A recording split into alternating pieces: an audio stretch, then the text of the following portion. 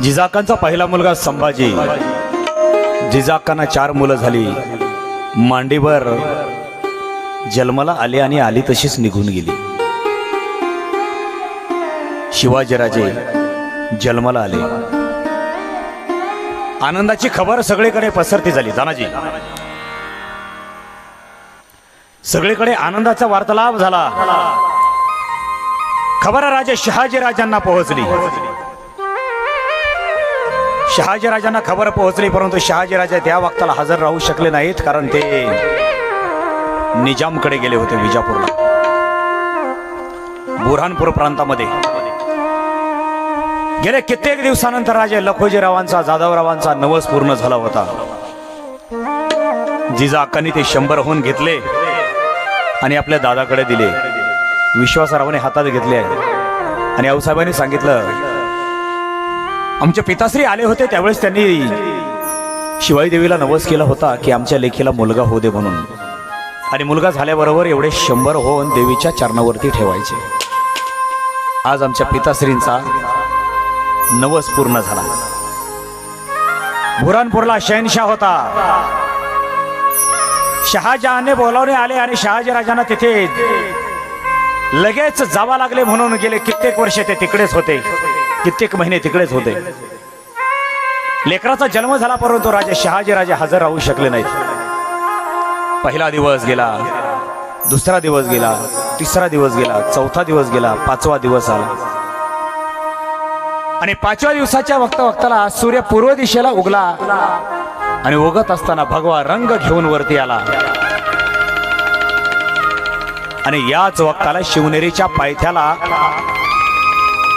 त्या जुन्नर गावातल्या एका ज्योतिष्य बुवानं हातामध्ये एक पिशवी घेतली. पिशवीमध्ये पंचांग टाकलं, हातामध्ये काठी घेतली आणि लुटो करत ते म्हातारे बुवा पंचांग घेऊन शिवनेरीवरती चढू लागले पायऱ्या.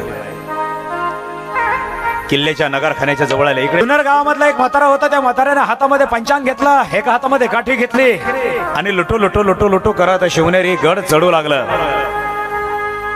शास्त्री बाबा गडावरती गेले, दरवाजे उघडले गेले. शास्त्री बाबांचं स्वागत झालं. शास्त्री बाबा जिजाका पुढे गेले. वखूत वेळ विचारला आणि म्हाताऱ्यानं पंचांगणाची पानज थोडीशी उलटी पालती केली. दत्त महाराज, म्हाताऱ्याचे डोळे सुद्धा पांढरे झाले. कुंडली काढल्यावर म्हातारं बोलायला लागलं, हे सगळं विलक्षण आहे हो, हे सगळं विलक्षण आहे हो. चक्रवर्ती राजाची कुंडली वाटते. हे चक्रवर्ती राजाची कुंडली आहे. आयुष्यामध्ये डोक्याच्या केसा एवढ्या कुंडल्या काढल्या, पण हे असली का कुंडली काढायला मिळाली नाही बघा. हो जिजाका, अहो चक्रवर्ती सम्राट राजा पोटी जन्माला आला तुमच्या राजा. अहो बघताय काय तोंडाकडे? अहो चॉकलेट वाटा, साखरे वाटा, साखऱ्या. राजा जन्माला आला राजा. शास्त्री बाबांच्या डोळ्यातून 2 टिपं गळाली. जिजाकाने विचारलं, शास्त्री बाबा, राजा जन्माला आलाय म्हणताय, काही खोटं तर नाही ना बोलत? उगाच दक्षिणा जास्त मिळावी म्हणून तर नाही ना बोलत? नका जिजाका, आता दक्षिणा नका. आयुष्यभर दक्षिणा कमवली. अहो या राजाची कुंडली काढायचा वखोद माझ्या नशिबाला आला. काय प्रारब्ध आहे माझं. आता दक्षिणा नगर. अहो पण रडताय कशाला? का रडताय? बघा ना जिजाका, अहो हे पोरगा उद्या मोठं होणार, राजा होणार, सैनिक असणार, सेनापती असणार, पंतप्रधान असणार. अहो राजाचा राज्याभिषेक होणार, राजा तख्तावर बसणार. पण बघा ना अक्का, देव राज्याभिषेक बघायला शास्त्री बाबा त्या वक्ताला नसणार. काय दुर्भाग्य असेल आमचं. आमच्या डोळ्याला तेव्हा राज्याभिषेक बघायला मिळायचं नाही, म्हणून वाईट डोळ्यात पाणी आलं बघा. बाकी काय विराय. शास्त्री बाबांनी कुंडली काढली. नाव ठेवायची प्रथा, नाव ठेवायचं. काय ठेवायचं? पण 5वा दिवस तुमच्याकडे कधी नाव ठेवतात आम्हाला काय माहिती नाही, परंतु आता मुलगा जन्माला यायच्या अगोदर, मुलगी जन्माला यायच्या अगोदरच गुगलवरती सर्च केलं जातं मुलाचं नाव काय ठेवायचं.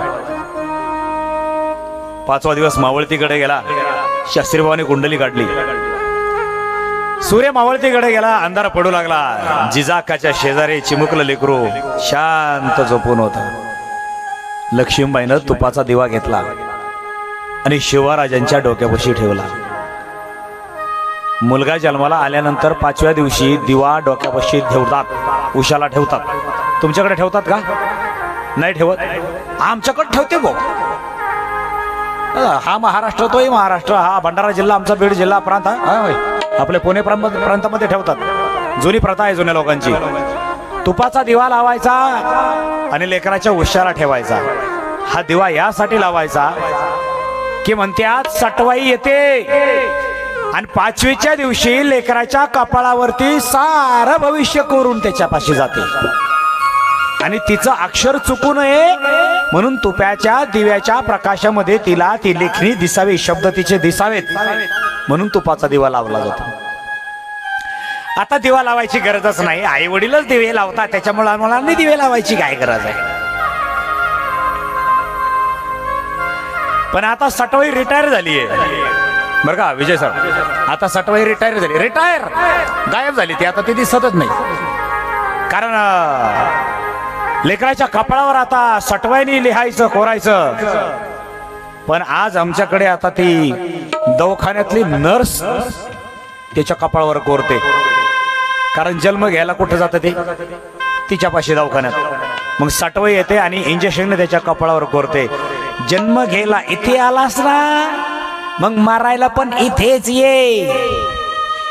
खरं सांगा, माणूस मरायला कुठे जातंय? मरायला दवाखान्यातच चाललंय. आयुष्य खूप सुंदर आहे, खूप सुंदर आहे. फक्त आयुष्याचा आनंद घेता आला पाहिजे. आयुष्य किती सुंदर आहे, वा वा. या आयुष्याचा आनंद एका कवीनं लेखनामध्ये सादर केला आहे.